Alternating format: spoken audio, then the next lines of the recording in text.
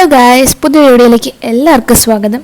അപ്പോൾ ഞാൻ ഇന്നാണെങ്കിൽ എൻ്റെ വീട്ടിലേക്ക്, ഞാൻ ഹസ്ബൻഡിൻ്റെ വീട്ടിലേക്ക് തിരിച്ചു പോവാണ്. അപ്പോൾ എന്നതൊരു വ്ളോഗായിട്ട് എടുക്കാമെന്ന് വിചാരിച്ചു കേട്ടോ. അപ്പോൾ എല്ലാവരും എന്നാണ്ട് വിശേഷം? നിങ്ങളുടെ നാട്ടിലൊക്കെ എങ്ങനെയാണ്, മഴയൊക്കെ ഉണ്ടോ അതോ വെയിലാണോ? ഞങ്ങൾക്ക് ഇവിടെ ആണെങ്കിൽ ഇപ്പോൾ ഒന്ന് വെയിലാണ്. അപ്പോൾ ഒരു 2 മണിയോടെയാണ് കേട്ടോ ഞാൻ വീട്ടിൽ പോകാൻ വേണ്ടിയിട്ട് ഇറങ്ങിയിട്ടുണ്ടായിരുന്നു. ബസ് ഓൾറെഡി ബുക്ക് ചെയ്തിട്ടുണ്ടായിരുന്നു. പൊതുവേ ഞാൻ പോകുമ്പോൾ ബസ് ബുക്ക് ചെയ്തിട്ടാണ് പോകാറ്. കാരണം എന്ന് വെച്ച് കഴിഞ്ഞാൽ ഓൾറെഡി നല്ല തിരക്കാണ്. പിന്നെ നമുക്ക് കാല് കുത്താൻ പോലും ഇട ഉണ്ടാവില്ല. ആ സമയത്ത് ബുക്ക് ചെയ്തിട്ട് പോവുകയാണെങ്കിൽ നമുക്ക് നല്ല രീതിയിൽ ഇരുന്ന് പോകാൻ പറ്റും. അതെല്ലാം ബുക്ക് ചെയ്തിട്ടില്ല എന്നുണ്ടെങ്കിൽ തൊടുപുഴ വിട്ടിട്ട് തൃശ്ശൂർ വരെ നിൽക്കുമ്പോഴത്തേക്കും നമ്മുടെ നടുവൊക്കെ മാതിരി വെള്ളം പോലെയാവും. സോ നമുക്ക് ബുക്ക് ചെയ്തിട്ട് പോരുന്നത് തന്നെയായിട്ട് ഏറ്റവും നല്ലതെന്ന് എനിക്ക് തോന്നിയിട്ടുള്ളത്.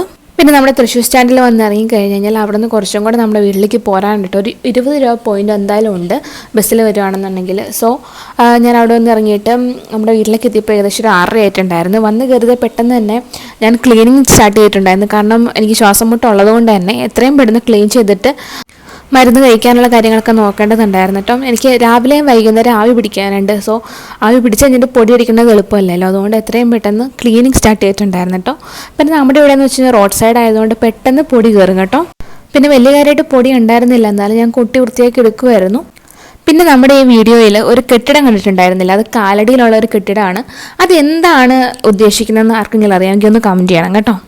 പിന്നെ നിങ്ങൾക്ക് എൻ്റെ വീഡിയോസൊക്കെ ഇഷ്ടപ്പെട്ടു എന്നുണ്ടെങ്കിൽ ജസ്റ്റ് ഒന്ന് സബ്സ്ക്രൈബ് ചെയ്തിട്ട് സപ്പോർട്ട് ചെയ്യാൻ മറക്കല്ല കേട്ടോ. അപ്പോൾ നമുക്ക് അടുത്ത വീഡിയോയിൽ കാണാം കേട്ടോ. ടാറ്റാ.